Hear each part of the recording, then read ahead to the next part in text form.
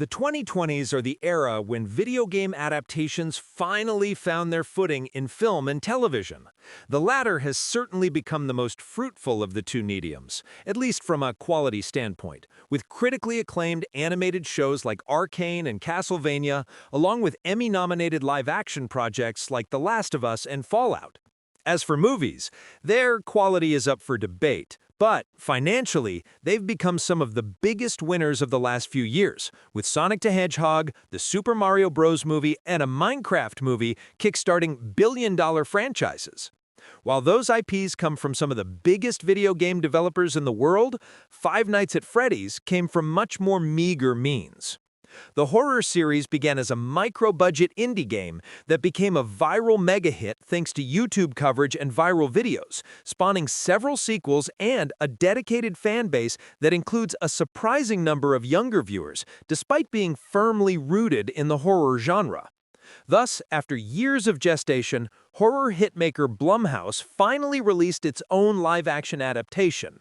Despite debuting to abysmal reviews, Five Nights at Freddy's clearly hooked its core target audience, as it became one of the 15 highest-grossing video game adaptations ever made, which is made even more impressive by the fact that it debuted the same day on Peacock. After success like that, Five Nights at Freddy's 2 was quickly announced afterward with a bigger budget, a bigger cast, and bigger practical effects. But are those enough to launch the series past the critically poorly received original? What is Five Nights at Freddy's 2 about?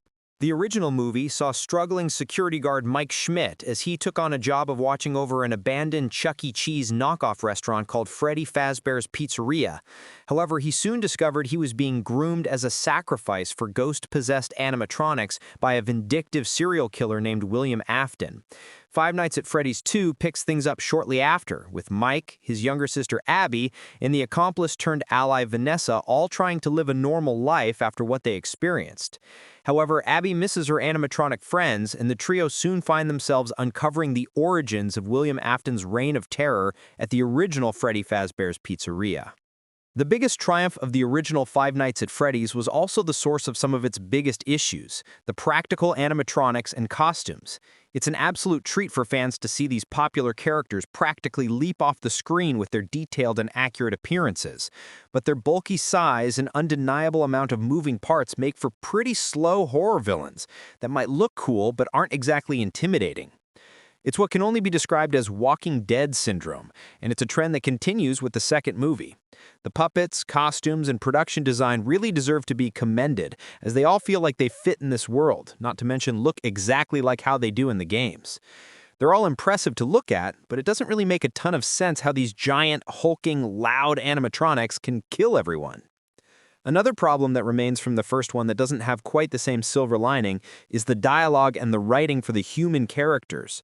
Josh Hutcherson's Mike and Elizabeth Lail's Vanessa both feel like cookie-cutter horror protagonists who could be played by pretty much anyone, and they're easily the least interesting part of the whole movie, even when the ending starts to take them in more interesting directions.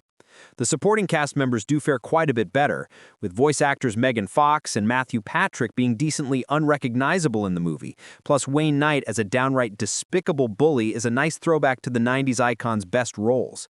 Fans shouldn't expect too much Matthew Lillard in the movie, but the small role his Scream partner Skeet Ulrich sees the star give his all in a surprisingly convincing scene for the absurdity of the actual movie, giving a sort of Steve Buscemi in Spy Kids 2 energy. Five Nights at Freddy's 2 is scarier and more entertaining than the original in practically every way. The core issues of the first Five Nights at Freddy's can all be traced back to one defining problem. It's just kind of boring, with no real attempts to be truly scary and with a plot that takes itself far too seriously for its own good. Those two things were the biggest aspects needed for a course correction, and thankfully, Five Nights at Freddy's 2 does exactly that. This may not be saying all that much, but the sequel is trying to pack in a lot more scares than the morose first movie, with admittedly the large bulk of them being loud, deafening jump scares. Those are an acquired taste for most horror fans, but in fairness, jump scares have always been in the franchise's DNA. Complaining about jump scares in a Five Nights at Freddy's movie is like complaining about gore in a Hellraiser movie. and the sheer absence of them was a part of why the first film felt like such an odd direction for an adaptation. Even the second film's main villain is often a genuinely creepy presence, which, like the more iconic animatronics, is brought to life with some pretty darn good special effects. The concept of Five Nights at Freddy's is a ridiculous one, so it's great to see the second movie loosen its gears a bit and have a bit more fun. There are quite a few fun visual gags and attempts at humor to make this idea not seem nearly as grim and serious. Granted, sometimes it's ironic humor, given the movie still has its fair share of plot holes and inconsistencies, but even that is a step up from the tedious melodrama of its predecessor. So, is Five Nights at Freddy's one of the all-time great horror sequels that blows a lackluster original out of the water like Annabelle Creation or Ouija Origin of Evil? That would be a stretch too far, but what Five Nights at Freddy's 2 does succeed in doing is fulfilling its role as a genuinely earnest improvement on what came before.